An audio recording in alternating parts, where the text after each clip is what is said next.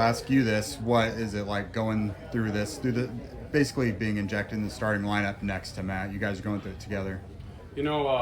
Some big shoes to fill with Ryan and Spud. I think those are two really tremendous players this team's had for multiple years now. So obviously the bar is high. We don't step in with the expectation of being any drop off. So it's been a challenge to be me and Matt both. But I think we're doing a great job at learning each day, getting better, finding one thing to improve upon, and doing our best for ourselves and the group. What'd you learn from Ryan?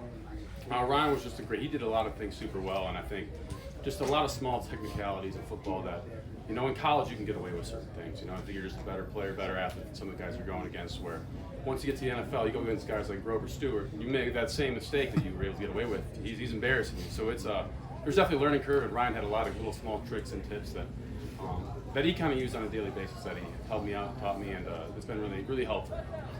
Have you been on the other end of the Grover giggle when he kind of manhandles someone and starts laughing about it? Absolutely. I think you watched that Vikings clip last year, and I think I had probably one of those in the first couple days. And obviously, Grove's a lot of man.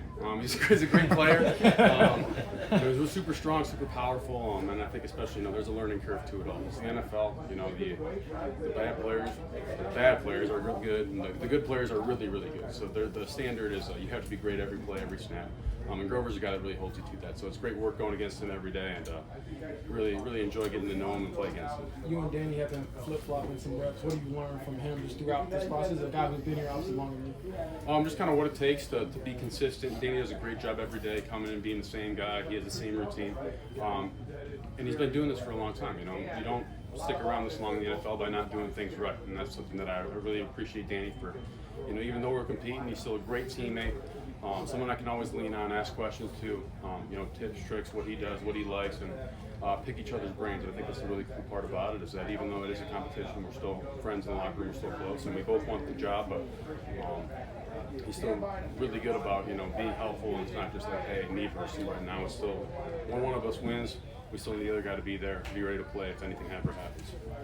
How's the relationship been with Coach Ron, just developing after a full year with him and obviously coming to this training camp? It's been great. I think, obviously year two, the expectations are more. Year one, you're given a little more leniency on mistakes you can make just because there's a lot being thrown at you.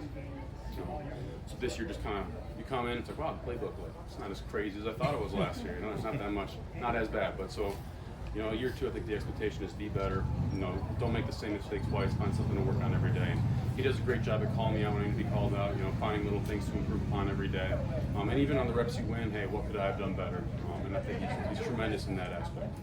Is there a difference in an approach maybe mentally when you have quarterbacks who are kind of cycling through in the backfield? I know you guys are focusing on your thing, but do you kind of have that in like a subconscious thing of who's behind you and how you need to maybe do things differently? I mean, somewhat, but I think those two do a great job at having the same cadence, same style of mechanics in the huddle, where you don't really notice a big trade-off when one's in, the other's not. I think play style, they're both very similar, and the aspects that they're mobile, they're able to make throws on the run, which is the nice part, is that the playbook, the play calls are very similar for both guys. And I think this is something you can't let affect you. Obviously guys are going to get hurt during the year in general. I think last year we had 9 linemen start, so you can't let differences in the lineup change what you do your preparation and your on your day-to-day basis. Is there anyone around the league, like center-wise, that you look at? I don't know if there's a lot of center highlight tapes on YouTube, but just people that you look at body size-wise or whatever that you can say, okay, this is how it's supposed to look. I think I watched a lot of Jason Kelsey, especially coming out of college. It's somebody that obviously is an extremely, extremely good player.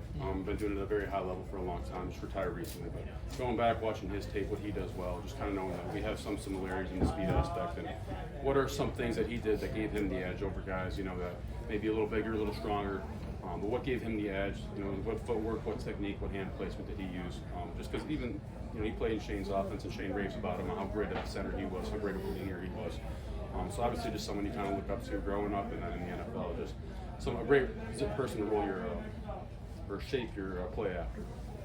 Last year when they drafted you and Matt, they said a big reason was because you guys fit perfectly into the room, the O-line room, like as players, your personality, everything. So a year later, how do you think you've ingrained yourself into the culture that Quentin and Braden and Ryan helped build?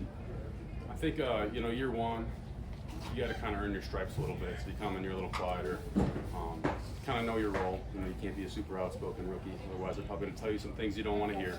But they've been a great group of guys. You know, I think they could have been, you know, a lot worse to us, but they were really extremely helpful. And I think our year one development, like even Q, like, hey, coming in the spring, like, hey, you guys, really good chance you'll have to play at some point this year. You don't know when it's going to be. You don't know when your opportunity is going to be. We need you getting better every day, so that when your opportunity does come, you guys are ready. And I think, you know, as you get to know those guys, get to know who they are, what they like to do outside of your, you have a really special group in there, a really close group, and I think that allows us to play seamlessly when guys come in on and off the field. You know, when we have new guys coming in, there's not a huge drop off in play, and I think that's a huge piece of it.